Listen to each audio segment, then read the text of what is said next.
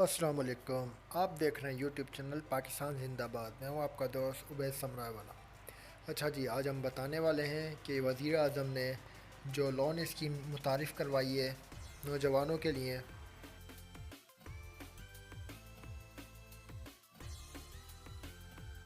इसका लिंक मैं डिस्क्रिप्शन में दे दूंगा, डायरेक्ट आप फार्म पे चले जाएंगे। अच्छा, सबसे पहले डिस्क्लेमर आया है। ये क्या कहता है कि dear can it is inform you that please enter exact CNIC and its issue that otherwise your applicant will not be submitted due to verification. अच्छा, आपको सही सही दुरुस्त दुरुस्त आपको CNIC नंबर और उसकी डेट देनी पड़ेगी। आगे आते हैं तो please enter exact CNIC and दोबारा वो यही कह रहा है कि अपना CNIC नंबर दुरुस्त डालिएगा और वरना अदरवाइज़ आपकी एप्लीकेशन सबमिट नहीं होगी। All complete and submitted application shall be process within 30 days के अंदर हो जाएगी। For a complaints inquiry citizen Pakistan citizen portal app पर आप कर सकते हैं जो भी इसकी आपको कंप्लेंट करनी हो। अच्छा, हम आया पहले चेक कर ला है। आप अपना नाम डालिए जो आपका CNIC में दिया गया है। मैं यहाँ पे रफ़ बना रहा हूँ तो मैं उबैद समराय वाला ही डाल रहा हूँ। नीचे चलेंगे इसके बाद तो एप्लीकेंट CNIC डालना है। जो फॉर्म भर रहा है इसका CNIC नंबर डालना है 13 डिजिट का। ठीक है, मैं दोबारा बता रहा हूँ कि मैं रफली भर रहा हूँ तो मैं सिर्फ आपको वीडियो के लिए बना रहा हूँ। तो मैंने ये नंबर डाल दिया। देन इसके बाद आएगी CNIC इशू डेट, किस तारीख को CNIC इशू हुआ। ठीक है, वो डेट डालनी है आपको। ईयर सेलेक्ट करना है, मंथ सेलेक्ट करना है, देन डेट सेलेक्ट करके उसको आप में डाल देनी। याद रहे ये दुरुस्त देनी है ताकि आपका फॉर्म सबमिटेड हो सके।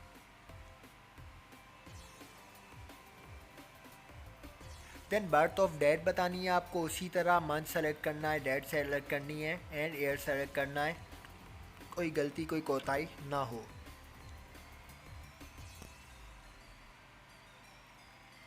उसके नीचे दे देता है कि आप मेल हैं, फीमेल हैं या ट्रांसजेंडर हैं। आप जो भी हैं आप उस पर क्लिक करें और नीचे चलिए। फिर ये देता है कि हस्बैंड या फादर नेम। अगर आप फादर का नेम है तो फादर का डालिए, अगर आप शादीशुदा हैं, कोई ख़वातीन है तो वो हस्बैंड नेम डाल दीजिए। फादर या हस्बैंड CNIC नंबर डाल दीजिए।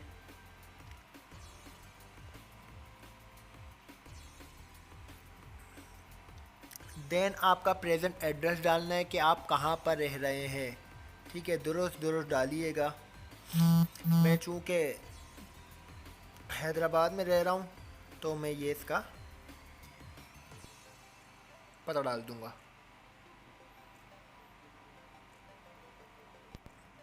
एड्रेस के बाद आपको रेजिडेंस बतानी है कि आपकी अपनी है, फैमिली की है या रेंटेड की है। अगर रेंट की है, चूँकि मेरी रेंट की है तो उसके बाद ये दे देता है कि उसका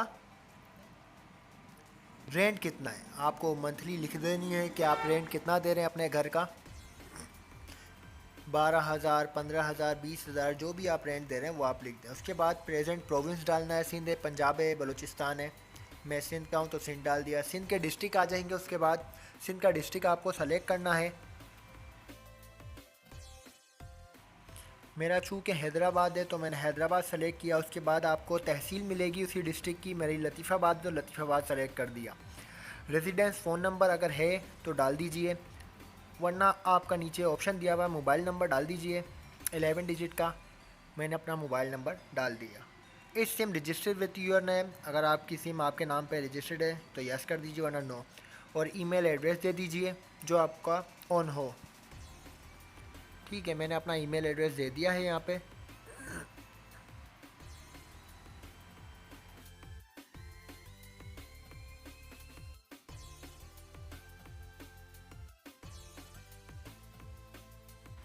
डिपेंडेंट यानी कि ज़ेर किफ़ालत अफराद की तादाद कितनी है, 5 है, 4 है, 7 है, जितनी भी है, 2 है, 1 है।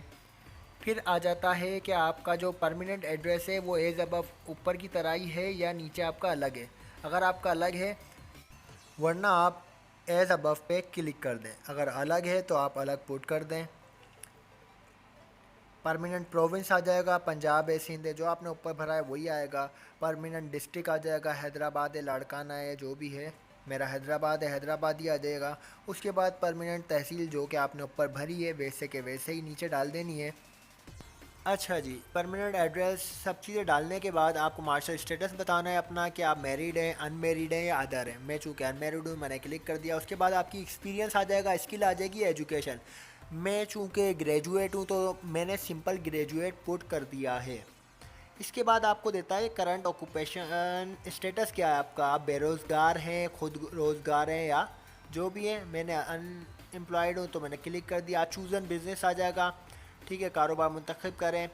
फिर लोन लेने का पर्पस क्या है आपका वो बता देना, नया कारोबार कर रहे हैं, मौजूदा कारोबार में वसी कर रहे हैं, ठीक है। टाइप ऑफ लोन आ जाएगा, कारोबार के लिए कर्ज़ा ले रहे हैं आप या मुद्दती कर्ज़ा ले रहे हैं। फिर आ जाएगा लोन अमाउंट रिक्वेस्टेड, आप कितनी अमाउंट रिक्वेस्ट कर रहे हैं, 1 लाख कर रहे हैं, 5 लाख कर रहे हैं, वो आपके ऊपर डिसाइड करता है और कितने अरसे में आप दे रहे हैं। मैं चूँकि 1 लाख सेलेक्ट की और 2 साल में देने का इरादा रखता हूँ। देन प्रोसेस टू, स्टेप 2 के अंदर क्या है, आप ये पूरा फॉर्म भरेंगे तो इस पर क्लिक करेंगे तो एक एफिडेविट आएगा। चूँकि हम आपको दिखाते हैं अभी, तो उस एफिडेविट को यस करेंगे तो आपकी रिक्वेस्ट एक्सेप्ट कर ली जाएगी। ये एफिडेविट आ चुका है, ठीक है।